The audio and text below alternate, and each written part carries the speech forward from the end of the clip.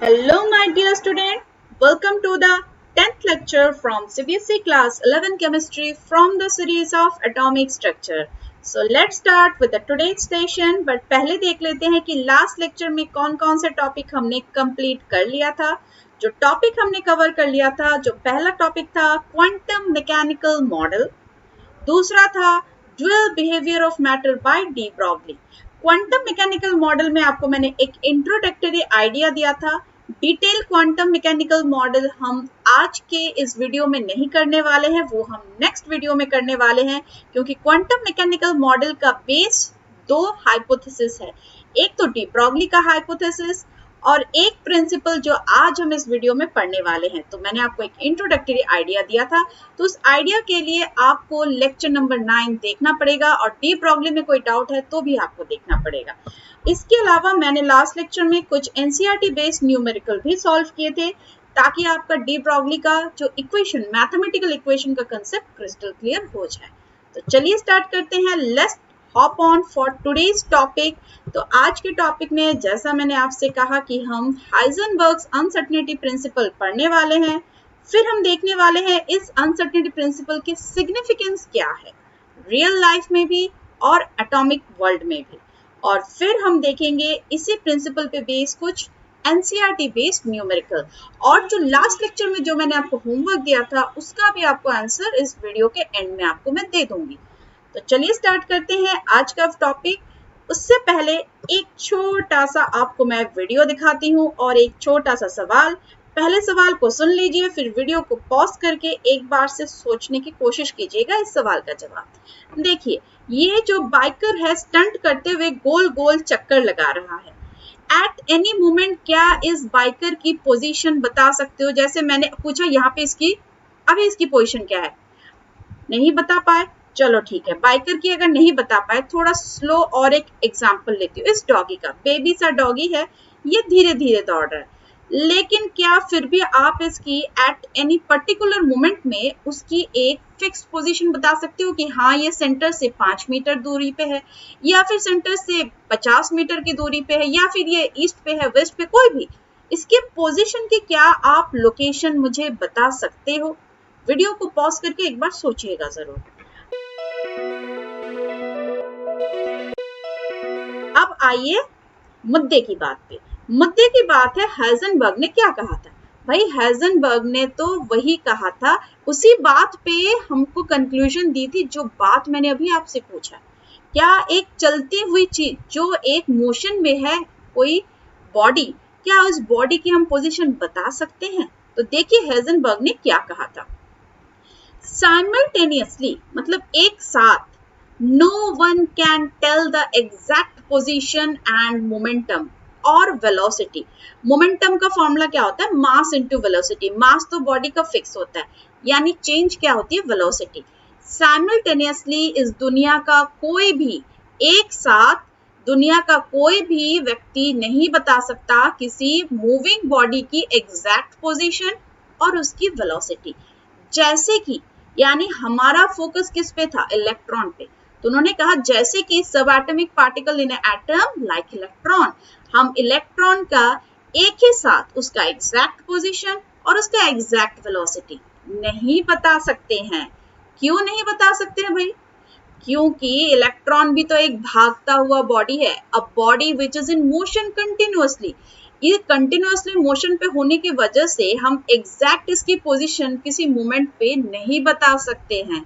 Okay, तब उन्होंने कहा कि अगर आप ये काम करना चाहते भी हो कि नहीं भाई हमको करना ही है कैलकुलेट किसी भी हालत में उसका एग्जैक्ट पोजीशन या फिर वेलोसिटी, मान लो वेलोसिटी पता है तो हमें एग्जैक्ट पोजीशन पता करना ही करना है, तो आप जब भी कैलकुलेशन करोगे उस मैथमेटिकल कैलकुलेशन में आपको एरर मिलेगी, गलती मिलेगी. तो इसी गलती को हाइजेनबर्ग ने अनसर्टेनिटी कहा. अभी जो आपने सवाल एक स्टूडेंट ने पूछा था कि अनसर्टेनिटी प्रिंसिपल को पढ़े क्यों? भाई अनसर्टेनिटी मतलब भी तो होता है जहाँ पे डाउट है, जो कि फिक्स नहीं है, जो कि पक्का नहीं है. हम पक्का इसके बारे में नहीं बोल सकते हैं. अनसर्टेनिटी यहाँ पे उन्होंने वर्ड यूज किया था एरर के लिए, क्योंकि जब कोई बॉडी भाग रही है, दौड़ रही है, तो वो तो रुकेगी तब ना हम उसकी पोजीशन बताएंगे.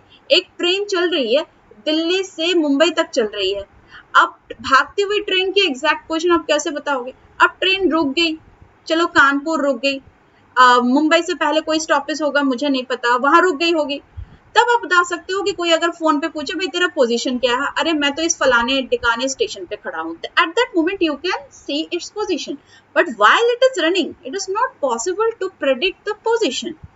और इस पोजीशन को अगर हम फिर भी जबरदस्ती मैथमेटिकली कैलकुलेट करने जाएंगे तो गलती डेफिनेटली आएगी। इसी गलती को अनसर्टेनिटी का नाम दिया हेज़नबर्ग ने, ओके, और यही हम आज पढ़ रहे हैं। यानी कि हेज़नबर्ग के हिसाब से देखो, बोहर साहब क्या कहा था उन्होंने कि भाई एटम में इलेक्ट्रॉन की पोजीशन फिक्स है, उसकी दूरी फिक्स है, उसकी वेलोसिटी फिक्स है।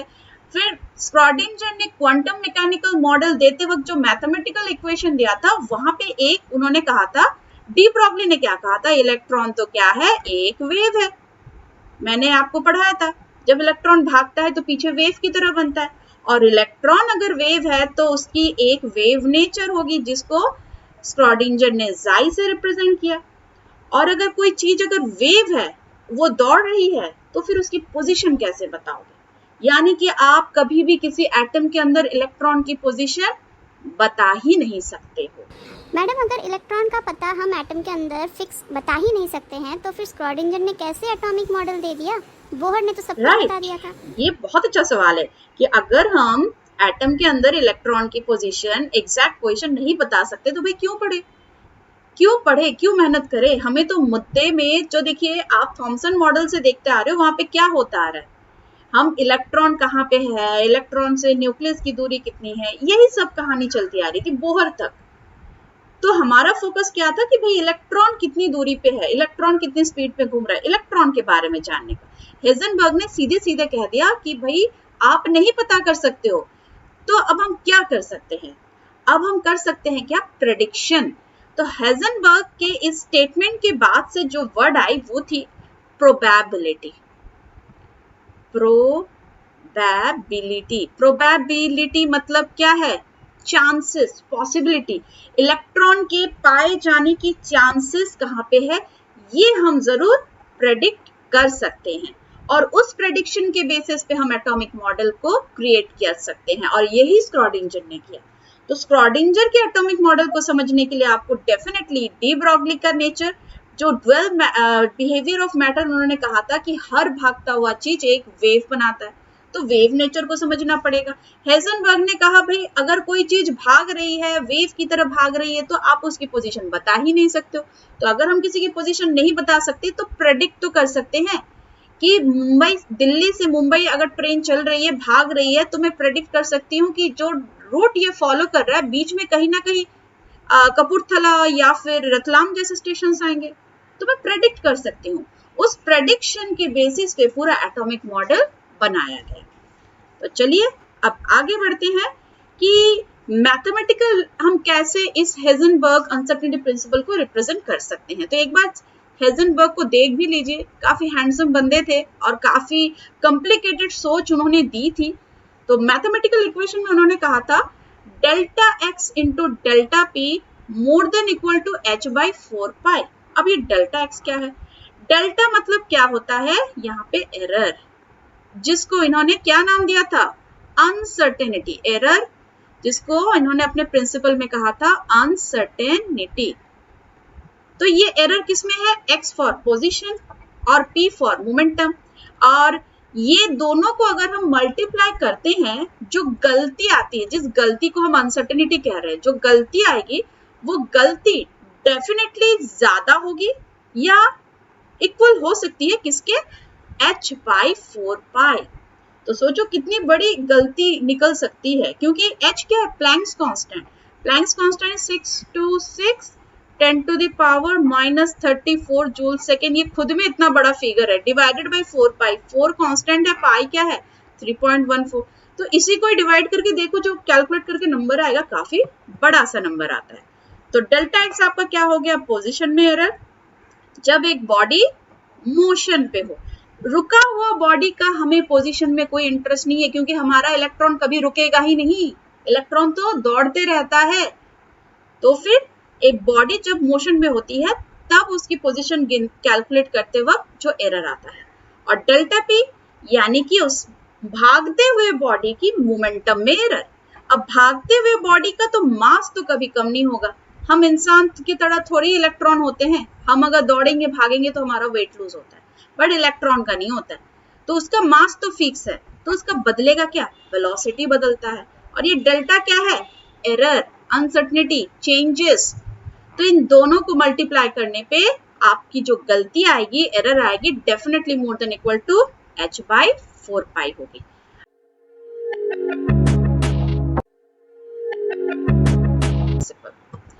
तो पहला सिग्निफिकेंस क्या है, Heisenberg uncertainty principle help to predict the expected path of moving object in very near future। यानी कि हम एक उसके रास्ते को प्रेडिक्ट कर सकते हैं कि हाँ उसका रास्ता, जैसे एक बॉल को एक क्रिकेटर या फिर एक बॉलर है, ठीक है, ये इसने बॉल को फेंका, तो हम प्रेडिक्ट कर सकते हैं बार बार उसको खेल को देखते हुए कि इसका बॉल कैसे गिरेगा, ऐसे गिरेगा, ये वाली ट्रेजेक्ट्री या फिर पाथ ये फॉलो करेगा। तो इस तरीके से हम इसको एक्सपेक्ट कर सकते हैं कि इसका पाथ क्या है, और ये हम कैसे कर सकते हैं, हेजनबर्ग के प्रिंसिपल से। दूसरा जो सिग्निफिकेंस था, the effect of the Heisenberg uncertainty principal is significant only for motion of microscopic particle. अभी अगर कहोगे मैडम हम ट्रक का बता दें, प्लेन का बता दें, भाई ट्रक प्लेन जो होते हैं ना काफी बड़े बड़े होते हैं, दिस आर कॉल्ड मैक्रोस्कोपिक। लेकिन ये जो हेजनबर्ग अनसर्टेनिटी प्रिंसिपल है छोटे छोटे वाले पार्टिकल पे लगता है, जैसे कि इलेक्ट्रॉन, प्रोटॉन, न्यूट्रॉन, जो भी सब एटॉमिक पार्टिकल होते हैं उन पे, और बाकी बड़ों पे इनका नेग्लिजिबल होता है। Because we can say that when we calculate the uncertainty of an object which has a mass of a milligram or more, it had hardly any consequences। चलो इसको मैं आपको मैथमेटिकली करके समझाऊंगी, बट अभी के लिए इसको समझिए कि हेजनबर्ग अनसर्टेनिटी प्रिंसिपल छोटे चीजों पे एप्लीकेबल है, बड़े चीजों पे नहीं है। The precise statement of the position and momentum of electron need to be replaced by the statement probability। हम प्रिसाइसली नहीं बोल सकते, सिर्फ बोल सकते हैं कि कहाँ पे पाए जाने की संभावना है। बड़े शुद्ध हिंदी में अगर मैं कहूँ तो संभावना शब्द यूज होता है और इंग्लिश में प्रोबेबिलिटी यूज होता है। हम फिक्स कभी भी इसका नहीं बता सकते हैं। अगर आपको समझ में आ गया तो आपके लिए एक थम्स अप। ये था हेजनबर्ग अनसर्टेनिटी प्रिंसिपल का सिग्निफिकेंस। तो चलिए आपको मैं अभी एक कहानी दिखाती हूँ। भाई एक मेरा डायनासोर है, ये भाग रहा है, आपको भागते हुए डायनासोर दिख रहा है। अभी क्या हो गया, आसमान से एस्ट्रॉयड आया, एस्ट्रॉयड ने डायनासोर को धक्का मारा, बूम हुआ, और इतने बड़े धक्के से डायनासोर का देखो दौड़ने का डायरेक्शन चेंज हो गया। अब एक मधुमक्खी आई, मधुमक्खी एक छोटी सी जीव आके उस डायनासोर को काटती है। डायनासोर को तो पता भी नहीं चलता है और उसके झटके से कुछ देर में मक्खी नीचे गिर जाती है, और डायनासोर जैसे दौड़ रहा था वैसे ही दौड़ रहा है। कहानी वही है। अब देखिए इस कहानी से आपको क्या समझ में आएगा। इस कहानी से मैं आपको जो समझाने की कोशिश कर रही हूँ कि जब हम एक इलेक्ट्रॉन को देखना चाहते हैं तो इलेक्ट्रॉन को देखने के लिए हम क्या डालते हैं, उस पर रोशनी। उस रोशनी में क्या होता है, फोटॉन्स होते हैं, राइट। फोटॉन्स और इलेक्ट्रॉन का जो मास होता है कंपेरेबल होता है, एक जैसे होते हैं। तो जब फोटोन आता है और इससे कोलाइड करता है, ये मान लो इलेक्ट्रॉन इस ट्रेजेक्टरी पे चक्कर लगाता था। अब इलेक्ट्रॉन का और फोटोन का मास क्या है, कंपेरेबल। इस धक्के से क्या हुआ, बूम, कोलिजन हुआ। कोलिजन होने से अब इलेक्ट्रॉन इस पाथ में जाने की जगह अब वो इस पाथ में चला गया। इससे क्या हुआ, इलेक्ट्रॉन की पोजीशन पहले यहाँ थी, अब इलेक्ट्रॉन की पोजीशन यहाँ आ गई। लेकिन वहीं डायनासोर का एग्जाम्पल देखिए। डायनासोर, या फिर हम अपने ही एग्जाम्पल लेते हैं क्योंकि डायनासोर तो मुझे बनाना आता नहीं है। तो मैं मान लो यहाँ पे रास्ते पे भाग रही हूँ, मेरे ऊपर गिरा फोटोन यानी कि लाइट। कोई टॉर्च लाइट डाला किसी ने, या फिर रेड लाइट या सनलाइट, कोई भी लाइट गिरी, लाइट मुझ पे गिरी। क्या इसका लाइट का इतना मास होगा कि वो मुझे अपनी पोजीशन से हिला सके? जवाब होगा नहीं। तो मेरा नेक्स्ट पोजीशन कहाँ होगा, जिस पाथ में मैं भाग रही थी, जिस ट्रेजेक्टरी में भाग रही थी वही रहेगा। यहीं पे आपका जो सेकंड सिग्निफिकेंस था उसका जवाब मैंने आपको दे दिया। कि microscopic electron is what, it is a microscopic body. Microscopic body पे ही हेजनबर्ग अनसर्टेनिटी प्रिंसिपल काम करता है। यहाँ पे क्या हुआ, आप एक इलेक्ट्रॉन की पोजीशन आप बताना चाह रहे थे, तो किसी चीज को देखोगे तब ना पोजीशन बताओगे। आंख बंद करके आप बता सकते हो आपके आंखों के सामने से क्या क्या गुजर रहा है, नहीं बता सकते। तो फोटोन इससे जैसे ही टकराएगा तभी तो ये रिफ्लेक्ट होकर हमको दिखेगा, लेकिन फोटोन और इलेक्ट्रॉन का मास कंपेरेबल होने की वजह से इसको धक्का मारेगा और इसकी ट्रेजेक्टरी चेंज हो गई और इसकी पोजीशन चेंज हो गई। तो जब आपने देखा तब आपने इसका कोई और पोजीशन देखा, जो इसका एग्जैक्ट पोजीशन था वो तो आपको दिखा ही नहीं, राइट। लेकिन जब माइक्रोस्कोपिक बॉडी होती है उस पे लाइट का मास का इतना इफेक्ट नहीं होता है, कोई आपका ट्रेजेक्टरी चेंज नहीं कर सकता। आप रास्ते पे चल रहे हो, आप पे लाइट गिर रही है, सनलाइट गिर रही है, तो क्या आपका रास्ता से आप हट जा रहे हो, दूसरे रास्ते में चले जा रहे हो, किसी के घर में घुस रहे हो? नहीं, आप अपने रास्ते में चल रहे हो। इसलिए माइक्रोस्कोपिक पे ये एप्लीकेबल है, मैक्रोस्कोपिक पे एप्लीकेबल नहीं है। मैक्रोस्कोपिक बॉडी के लिए हम उसका थोड़ी बहुत एरर आएगी भी ना, तो कैलकुलेशन करते वक्त डेल्टा एक्स डेल्टा पी में उतना ज्यादा डिफरेंस क्रिएट नहीं होता है, थोड़ा बहुत क्रिएट होता है। तो इसके लिए मैं आपको न्यूमेरिकली भी इस चीज को समझाती हूँ। फॉर्मूला क्या था, delta x into delta P equal to ले लेती हूँ h बाई 4 डेल्टा एक्स जो कि मेरा एरर इन पोजिशन है, और डेल्टा पी को मैं क्या लिख सकती हूँ, m इंटू डेल्टा वी, मास तो चेंज नहीं होगा, h बाई 4 तो कांस्टेंट वाली चीजों को मैं नीचे ले आती हूँ। Delta x dot delta v is equals to h by 4 into m। अब देखिए मास के साथ ये पूरी चीज क्या है, delta x dot delta v is inversely proportional to mass. Mass जितना बढ़ेगा एरर उतना कम होगा, और जहां पे एरर कम होगा वहां मुझे उतना टेंशन लेने की जरूरत ही नहीं है। तो यहाँ पे देखिए मास ज्यादा है इसलिए एरर कम है, यहाँ पे मास कम है इसलिए एरर ज्यादा होगा, क्योंकि दोनों कंपेरेबल मास है और दोनों में जब धक्का मुक्की होगा तो फिर आपका एरर तो आएगा ही आएगा। So let's start with the numerical time. जो हमने कंसेप्ट अभी पढ़ा उसी का मैं एनसीईआरटी बेस्ड आपको एक प्रॉब्लम करवाती हूँ। A golf ball has a mass of 40 gram and a speed of 45 meter per second. If the speed can be measured with the accuracy of 2%, calculate the uncertainty in the position. Formula वही है, video को pause करके एक बार try कर सकते हैं, फिर मेरे साथ आंसर मैच कर लीजिएगा। तो चलिए मैं आपको ये करके दिखाती हूँ। देखिए अनसर्टेनिटी इन स्पीड कितनी दी हुई है, 2%। 2% ऑफ स्पीड कितनी है, 45, यानी एरर कितना हो रहा है, 2/100 इंटू 45 मीटर पर सेकेंड इज द स्पीड। उस पे मेरी अनसर्टेनिटी कितनी है, 2%, तो मेरी एरर कितनी होगी, ये तो परसेंटेज का प्रॉब्लम है ना, तो इसको देखिए कितना आ जाएगा, ये कैलकुलेट करके आ जाएगा 0.9, ठीक है। तो 0.9 मेरा क्या हो गया, डेल्टा वी, 0.9 मीटर पर सेकेंड, इतनी मेरी एरर है वेलोसिटी में। उसके बाद पोजीशन मेरे को पूछा है, delta x is equals to question mark. Mass मेरा कितना दिया हुआ है, 40 ग्राम। इसको कन्वर्ट कर लेते हैं केजी में, तो केजी में कन्वर्ट करना है तो 40 into 10 to the power -3 that is equals to 0.04 KG. अब सीधे इसको डाल दीजिए फॉर्मूला पे, delta x into delta P equal to h by 4 तो डेल्टा एक्स हमको पता है नहीं, तो इसको हम अकेला यहाँ साइड में छोड़ देते हैं, h by 4 into delta P. तो h मेरा Planck's constant 6.626 into 10 to the power -34 joule second, और 4 आपको पता है क्या है कांस्टेंट, पाई है 3.14, और मास मेरा कितना है 0.04 इंटू डेल्टा वी कितना है 0.9। देखिए इसको मैं ऐसे भी लिख सकती हूँ, डेल्टा पी की जगह m डेल्टा वी। तो ये पूरा कैलकुलेट कर लेंगे तो आंसर आएगा 1.46 into 10 to the power -33 metre.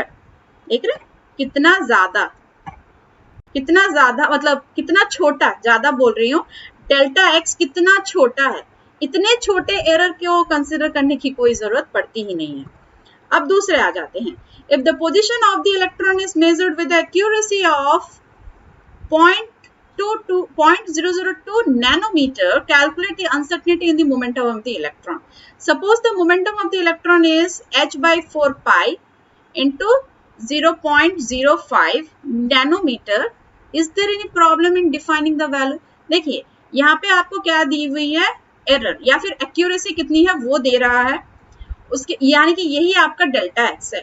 उसके बाद मोमेंटम, जो एक्चुअल मोमेंटम कैलकुलेट हो रहा है वो आपको दे रहा है, और जो सपोज एक्सपेक्टेड है इस डेटा के हिसाब से वो आपको निकालना है. फिर दोनों को कंपेयर करके चेकआउट करना है. चलिए मैं आपको बता देती हूँ कैसे करना है. देखिए डेल्टा एक्स आपको दे दिया है, एक्यूरेसी दे दिया है, यानी कि एरर कितनी है 0.002 नैनोमीटर. इसको मैं कन्वर्ट कर लेती हूँ मीटर में, तो हो जाएगा 2 × 10⁻⁻12 मीटर. डेल्टा पी मुझे यहाँ पे कैलकुलेट करना है. तो delta P is equals to, formula पूरा नहीं लिख रही हूँ, चलो लिख देती हूँ, delta x into delta P H by 4 और delta P is equals to हो जाएगा आपका 6.626 into 10⁻⁻34 joule second divided by 4 into 3.14 into delta X है आपका 2 इंटू 10⁻⁻12. तो ये आ जाएगा आपका अप्रॉक्सली 2.63 इंटू 10⁻⁻23 जूल सेकेंड पर मीटर. इसको हम 1 जूल के एनर्जी के फॉर्म में कन्वर्ट कर लेते हैं. 1J is equals to 1 kg metre पर सेकेंड. उस हिसाब से ये वाला हो जाएगा 2.63 इंटू 10⁻⁻23 kg मीटर पर सेकेंड. ये आ गया इस डेल्टा एक्स के रेस्पेक्ट में डेल्टा पी. अब जो गिवन डेल्टा पी है वो मेरा कितना दिया हुआ है, h बाई 4 m. देखिए m यहाँ पे भी कैलकुलेट नहीं हो रहा है, सीधा डेल्टा पी कैलकुलेट हो रहा है, तो यहाँ पे m की वैल्यू की जरूरत पड़ेगी नहीं, इंटू 0.05. ठीक है, तो इस चीज को भी कैलकुलेट कर ले तो फिर मेरा आ जाएगा अप्रोक्सीमेटली 1.055 इंटू 10⁻⁻24 kg मीटर पर सेकेंड. अब देखिए ये था मेरा एक्चुअल मैग्नीट्यूड, ये है मेरा actual magnitude, sorry this is was my actual magnitude. Actual magnitude of the momentum is quite smaller than the uncertainty. Actual momentum मेरा काफी छोटा है uncertainty से.